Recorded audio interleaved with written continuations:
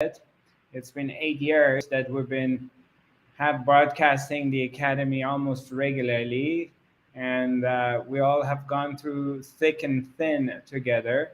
And so a part of me is attached, and that if I stop it, then I won't have this regulation, able to see my beloved friends uh, at the academy. So I'm feeling it. I'm not sure uh, what I'm going to do at this moment.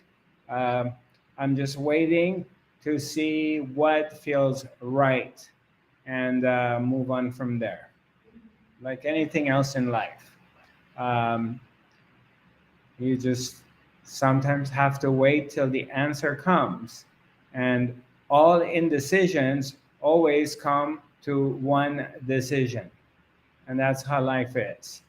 Um, the topic of this week that I'm going to be talking about is the importance of activating the inner silence within ourselves, which I will be offering this workshop in 3 different countries: in Frankfurt, Germany, in Hamar, Norway, and at last in Warsaw, Poland.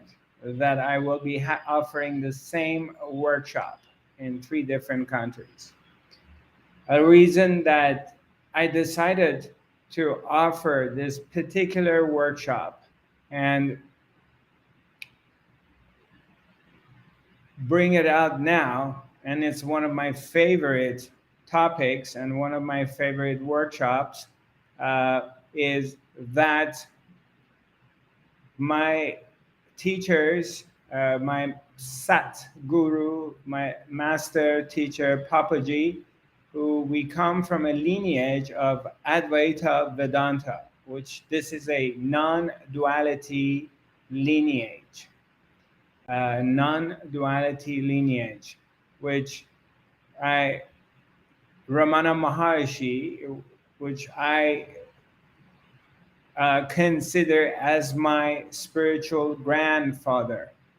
Uh, he was the embodiment of silence, and thousands of people went to see Ramana Maharshi in Tiruvannamalai in India, southern part of India. And I've been at his ashram, and they received Shaktipat and awakening through their encounter with Ramana Maharshi through merely silence. The truth of the matter is that no matter what I say, and no words could explain the power of the transmission of the truth through silence. It's literally unexplainable, and in every way you can experience it and enjoy the benefits of a silent mind, a quiet mind, a mind that is not active, a mind that has settled down within its source and have gone back to itself. And now you wake up in the morning and it's quiet. There's no noise going on. During the day, it's quiet. There's no chaos happening. Maybe once in a while a thought arises in your mind and passes by, but you will not be tortured by this rapid movement of constantly thoughts, thoughts, and thoughts, and thoughts. So, the truth that all the big ones and everyone who has come to full realization, anyone who's came to liberation, anyone, every single awakened being, man or woman, who came to final liberation on this planet in our history of mankind, has also realized that the truth is not something could be explained. It's beyond words because it's not an object and there's no limitation to it.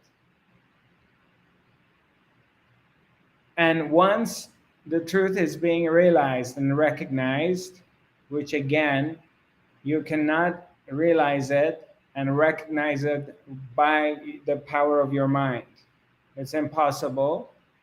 So it's more of a space that we enter into, a space within our own selves.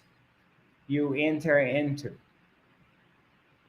And in a way, you can say it's a transformation from the head to the heart. And it is a migration, the entrance into the fifth dimensional unified field of love. It's a field, it's a space which is here, and it's very still and it's very silent. And this space to enter into is complete. There's nothing missing. Absolutely nothing missing in this space. And that space is the truth of who you are. If it's the truth of who I am. That is the substratum of every single thing in existence. The substratum of every single atom in existence, every molecule, every cell, everything is underneath that is this space. And once it's recognized and it's touched by a true spiritual seeker, by a spiritual warrior that is sincere and is willing to walk the talk and is willing to walk the distance and is willing to sacrifice and let go of all ideas that we behold valuable or precious, letting go of all these ideas and becoming like a child and coming into this space of not knowing anything, coming into this space of not knowing, letting go of knowledge, letting go of information, and coming to this place of admitting to oneself that I don't know. I don't know anything. Then, in that place, transmission takes place because the ego will get out of the way and there is simply presence, the presence of that which is always here, the presence of Her Majesty, the Supreme Being, that which resides in everything and everywhere simultaneously and unconditionally. There is no story, absolutely no story. It's simply presence and it's here. So, the activating the inner silence is about recognizing this phenomena, recognizing the being, recognizing the presence. And in this recognition, in this phenomena, it's settling into it. It's just letting go of this imaginary control because we're believe that we're in control of our lives and we're making choices all the time. And We can steer our lives in this direction or that direction, or we can manipulate things so they go our way, because it's always about me, me, me. And what do I get? And am I going to get what I want? And what can I do to manipulate world to give me what I want? Because it's all about me. No one else is important. Everything is me, me, me, me. So coming to this place of recognizing the presence, and where the me has nothing to say. The me is very apparent. It becomes very obvious that it's nothing. It's just a character. The me is just a thought. That's all it is. It's simply a thought. It's very devastating to the ego in that moment. It really shakes the ego of, wow, what do you mean? What do you mean there is no me? How can I not be? I am the author of this life. I am the one who calls the shots. I am powerful, because when I was born, I would cry, cry, cry, and with my crying, my mommy would come over and would give me milk. So from the very time that I was born, I was able to manipulate life and get what I wanted. But also there are times that the baby is crying, crying, crying, and mommy doesn't come. And there's a moment like, oh, what's going on? I am not controlling life. And this imaginary me is the root cause of suffering. That's why we suffer. We go through a lifetime of suffering. A lifetime. Not just a month or two, a few years. I am talking about literally the entire life, from maybe age 7, 8, 9 years old. Suffering continues all the way to until our last breath. And it's all coming because there is no mind management. There is a zero mind management. Entering into the world of the thoughts, entering into the world of the Maya. Maya is illusion. Thoughts are illusions. The mind is illusion. It's just a bundle of thoughts that are recklessly running into the space. And we pick them up and we claim them as my mind, my thoughts. And none of these thoughts belong to the present. They're all past. Thinking is the past.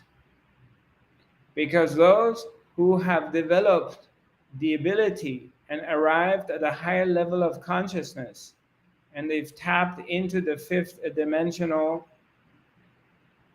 field of love and oneness, they have no thoughts. They act spontaneously out of the moment, but they're not acting out of thoughts. Thoughts are past. Every single thought that you have is living in the past. Present moment doesn't have thoughts. Future is also thoughts.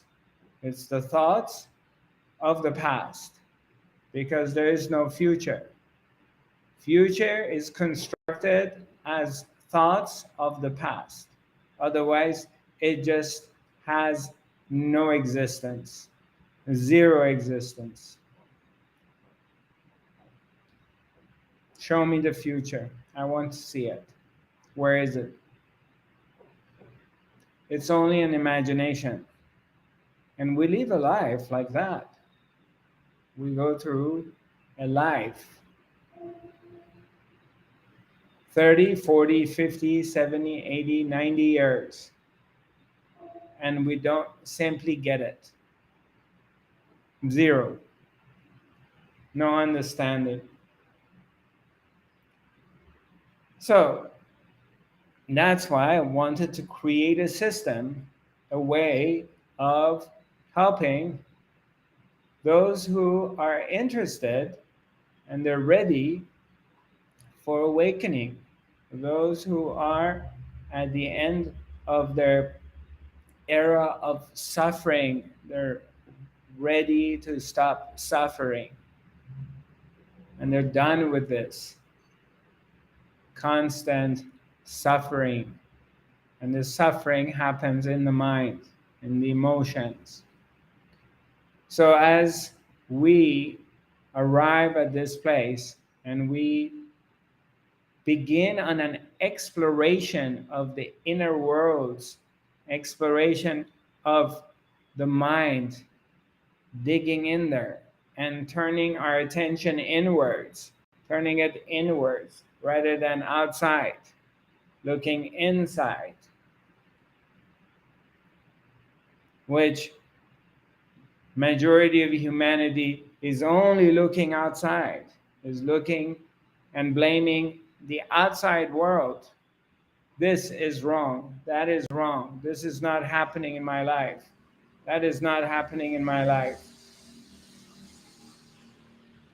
And they're not looking inside themselves. So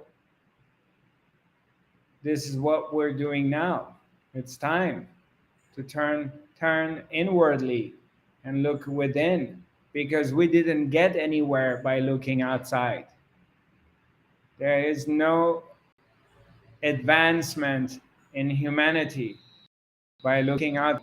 Nothing has happened. It's the same shit as it was 100 years ago and 500 years ago and 1,000 years ago. Humans, they didn't evolve. They're the same thing they were. They're extremely emotional. They kill, they lie, they cheat, they betray. There's violence all over the world. And there is separation, as if there's others. There's manipulation. Nothing has changed. It only looks different. We dress nicer, or maybe it's a nicer haircut, and there's the appearance of being civilized. But it's only that, nothing else. It's all an illusion. Don't get fooled by the new humans, because they have not evolved. They're exactly where they used to be.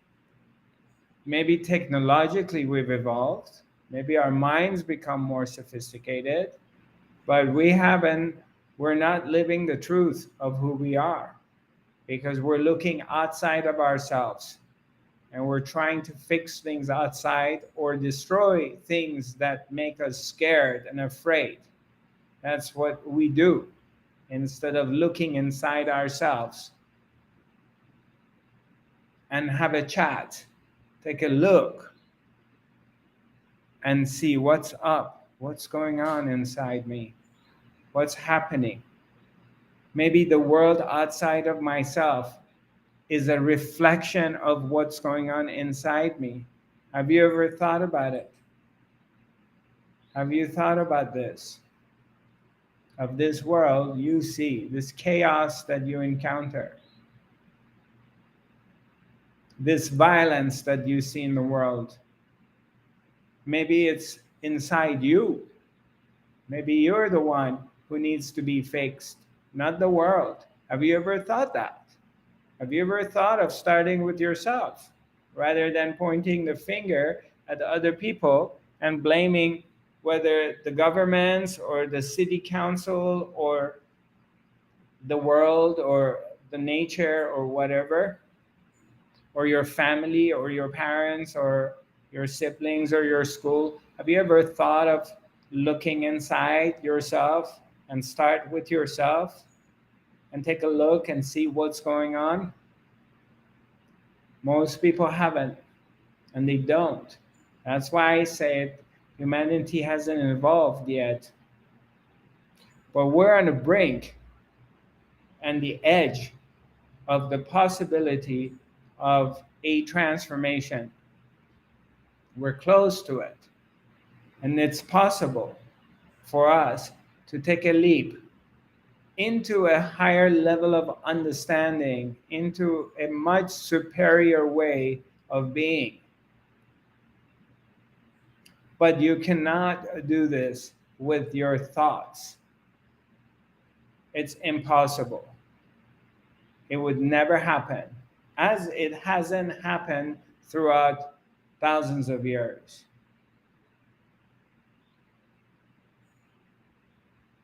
But now we have an opportunity to do it.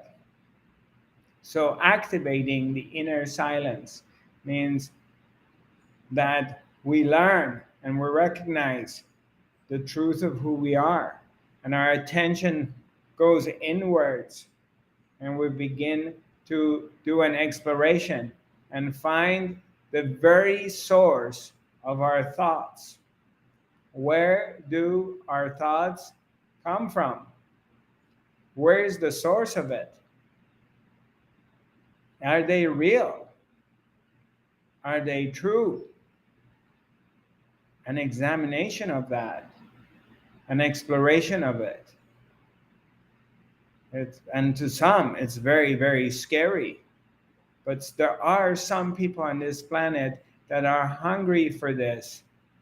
And down deep in their heart, they know there is something much deeper. They know there is something better. And once they hear these words, and most importantly, the transmission through the words and in between the words, which is the silence, that transmission activates something within your own self, because it recognizes the truth of who you are. It recognizes the beauty that is hidden within yourself. It recognizes the potential that is within yourself. It recognizes that you are not actually a beggar walking around with your begging bowl, asking God or asking this person and that person to give you some love or to give you some money or to give you what you want. Actually, everything you need is within your own self. You are who you're looking for. And everything you're looking for is here. It's not there. And to recognize that, the recognition of it.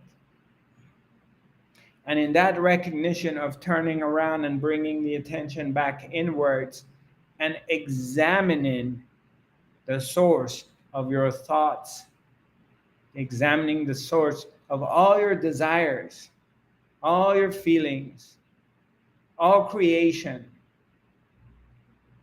and recognizing that actually it comes from a one-pointedness, a space which is always here, and it's very quiet and it's very still. And by recognizing that space within yourself, boom, what happens is the grid gets fired up. The grid gets activated. It's like starting the engine to this huge, powerful beast. And the engine turns on and starts getting activated. And it's like,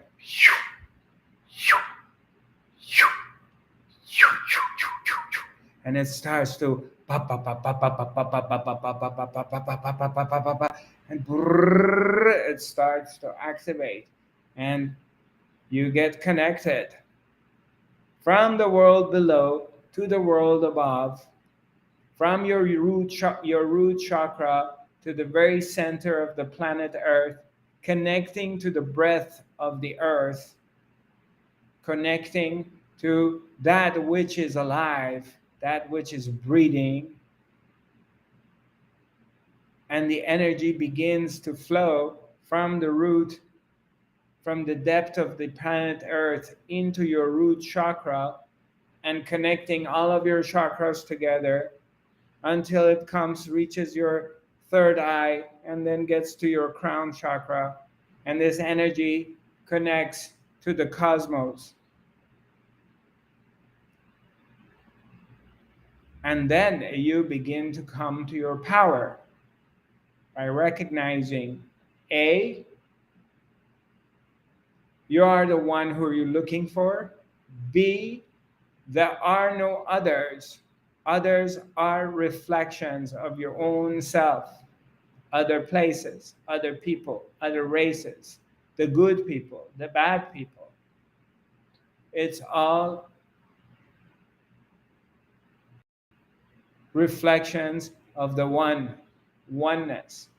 In that recognition, freedom comes, liberation comes. We become free from this karmic wheel, and we arrive at God's head. We arrive at the awareness, the consciousness, the presence, and recognizing who we are.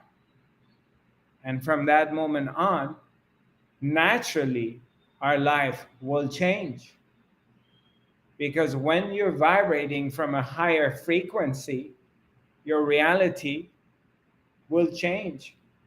It cannot be the same reality any longer. It cannot sustain itself because you're not there. You have come to a much higher level of awareness. So the world outside of yourself, which is a creation of your subconscious, has to change and adjust itself to you, not you to it.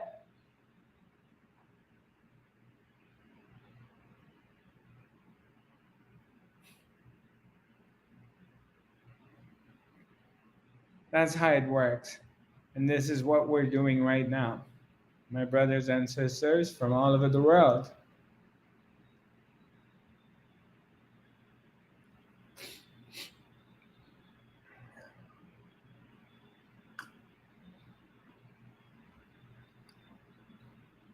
Now I would like to open the panel for some questions, if there's any questions from whether the members of the Academy have any questions. If not, I can take a look and see what we got here on our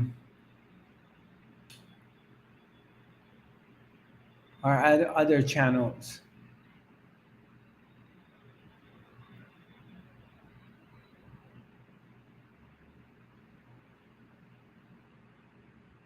The state of awareness, or when we open up for awareness, that is not outside us, it's inside, right? Yes. Yeah. Yes. Because many people are asking me too, what is the difference between fourth and fifth dimension, and how do we feel, and where is the fifth dimension, Right. But it's inside. It's inside. And eventually, once that's realized, you also realize that there is no inside or outside. And these are levels that it all reveals itself, that also the inside and outside world, they're not separated, but we begin with inside because too much attention on the outside world, too much focus on what comes and goes, the transitory life, that which is not real because it's not here all the time. It comes and goes, and we're making huge investment on it. Our entire life, we're investing on something which does not sustain itself, and it cannot sustain itself. It changes all the time. So why waste our time? Why waste our time investing in that which changes? Why not just go for that which doesn't change and it's always here. And that Yeah, way, everything is, but where are you? say that again. Everything is, but where are you? Everything is, but where are you? Like, are you referring to me? Where am I? Oh, no, not the reference about you. It's just reference for everything. Yeah. Yes. Yeah. Where are you? Here. Yeah, because everything exists, but where are you? Exactly. It's all there. It's all there. You know, they talk about heaven and earth. So, but heaven is here. I meant heaven and hell.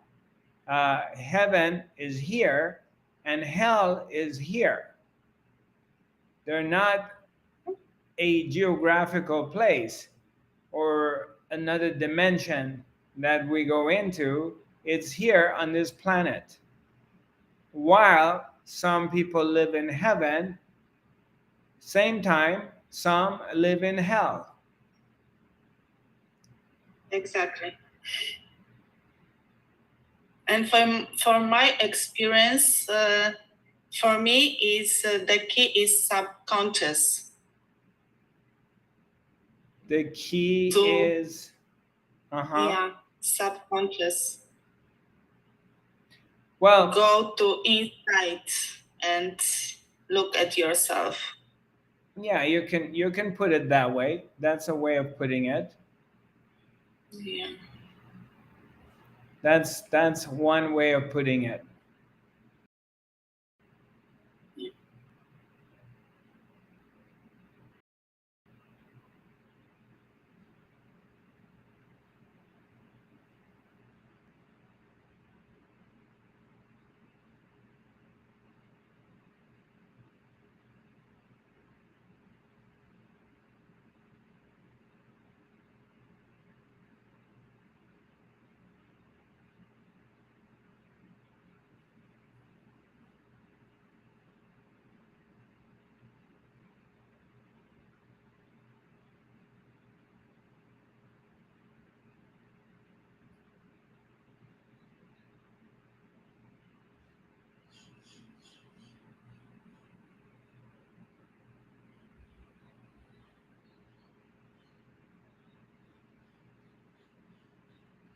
Can I ask a question? Yeah, sure. Because when you say that like everyone is the one is looking for, like that I'm the one who is looking for myself, and it sounds really beautiful. Like it sounds really easy and beautiful, but why it is so hard? Like, why it's not obvious? That's the $1,000,000 question. It's very difficult because we're very identified with our thoughts. And then thoughts, and then emotions, and then our body. So there's a huge identification to these three elements as the fact of believing that this is who I am. So it's ingrained in our psyche from childhood to believe that, because we had no education in our childhood, that we are not our thinking mind, we are not our emotions, and we're not our body. There has not been any education. So the blind followed the blind. And there's a deep belief that this is who you are. So that's what makes it difficult. When you realize it, when the guru comes, when the master comes, when the light comes, and the awareness comes, and somehow it shakes you to wake you up to the truth of who you are. That in fact, you are living in an imaginary world constructed by the mind. But it's very, very real. So it takes time for the person who's working on themselves. It takes time to disconnect from the power of the mind. The number one thing is to recognize it and realize that I cannot be my thoughts. I am not my thoughts. Because if I were, then how can I observe them? How can I analyze them? How can I know they're here and they're gone?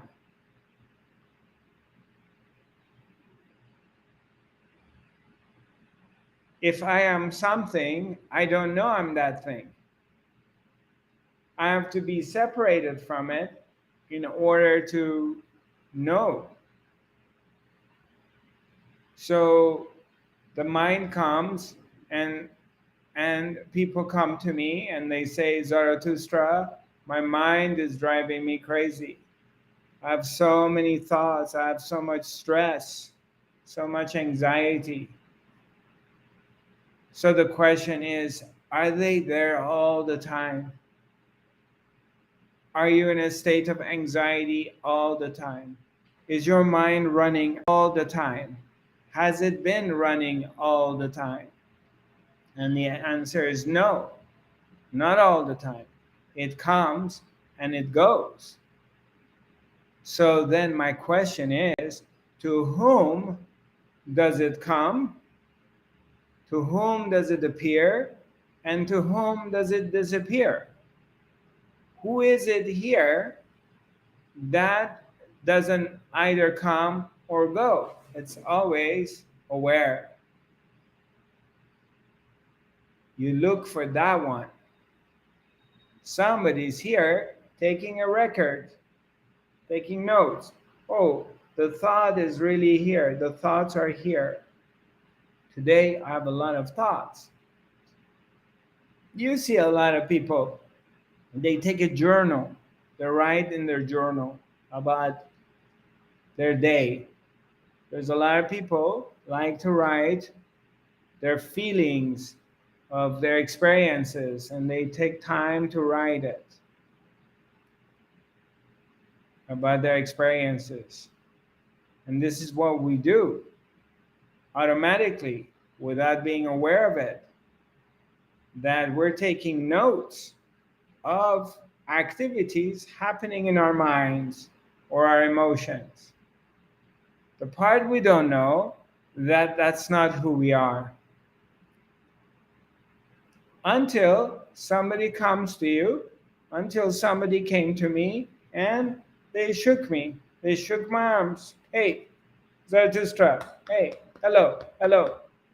Sir, yes, you're not your thoughts.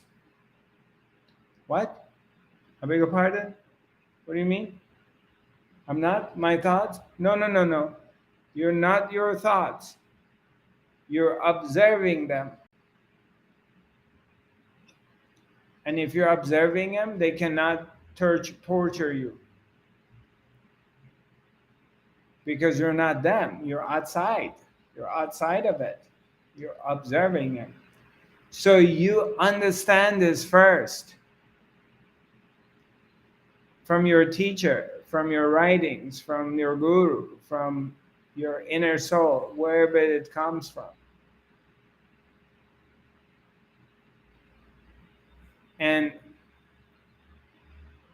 And you become attentive in watching, staying in the watcher, in the space of the observer. You are observing the thoughts. They come and go. And you see they have no power zero. And in this transaction, this transition, you dive into your silence because you recognize that the part of you that is observing is very silent and is very still.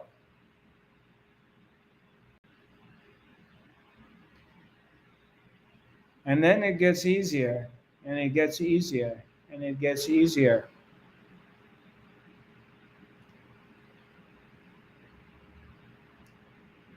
You're doing a good job. You're on the right path.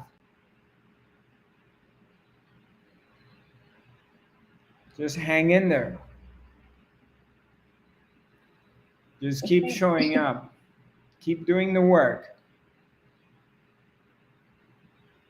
Remember, this is thousands of years of conditioning.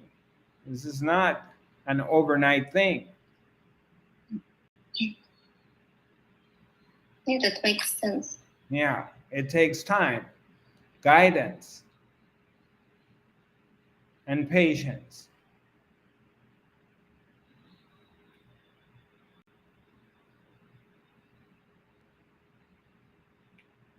So I have an announcement to make regarding my coming tour to Europe. And I will be starting in the beginning of October. I'm going to start with Frankfurt, Germany, the first week. And then the second week of October, I go to Aarhus, Denmark. From there, I go to Hamar, Norway. I hope I say it correctly and Hilde is happy. And then I land in Warsaw, Poland, and hopefully I see some of my friends and Miss Renata. I get to see her, and I'll also get to see you, my dear, which I look forward to, and other friends.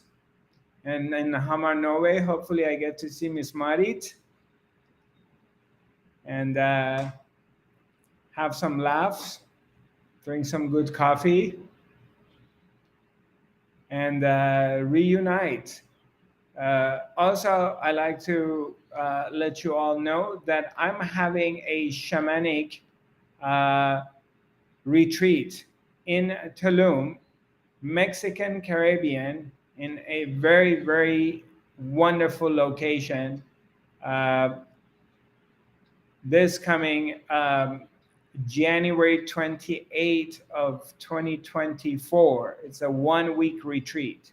So those of you, I only have space for 20 people. And I only have a few more single rooms left. So if you're interested, please contact us and we'll be happy to communicate with you and help you to make a reservation. And the time's running very quickly and we're approaching that time of the year.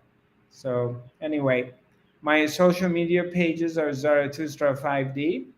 My email is info@zarathustra.tv and my website is zarathustra.tv. I look forward to connecting with you. I will be offering the Academy next week from the platform of Zoom. I have not decided to stop it yet. So while I'm also broadcasting it through other channels. But if you want to have direct communication with me, then I would say join us on the Zoom from my website, from the Academy. So I look forward to seeing you.